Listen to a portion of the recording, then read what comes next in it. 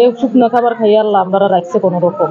পানি নামে না, পানি আরো বাড়ে, চলতে পারি না আমরা, বাচ্চা হাচ্চা লয়ে বড় কষ্ট আছি, কষ্ট হয়ে চলি।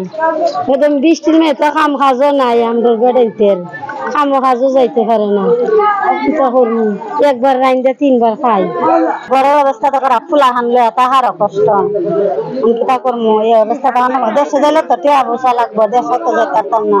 আগে 3 দিন পানি না খাইয়ে আছি, দেশের বাড়ি কুমিল্লা যাওয়ার মতো কোনো জায়গা নেই, কিন্তু আমরা খুব বিপদে আছি বাচ্চা কাচ্চারা নিয়ে, খাওয়া নাই দাওয়া নাই, পানি ঘরে এতটুকু না, এরপরে খাট পালং রাখার মতন সমস্যা, ভীষণ একটা কষ্টের মধ্যে আছি, রাঁধতেও পারি না, আগে 3 দিন না খাইয়ে আসছি। এনে তো আত্মীয় স্বজন কেউ নাই, দেশের বাড়ি করলাম না কুমিল্লা, এই শুকনো খাবার খাই আল্লাহ আমরা রাখছে কোন রকম। কোনো পেশাব পানা কোনো বন্ধ যাইতে পারে না, আইতে পারে না, বুঝছেন না, এবারে খুব কষ্ট মেজে আছে।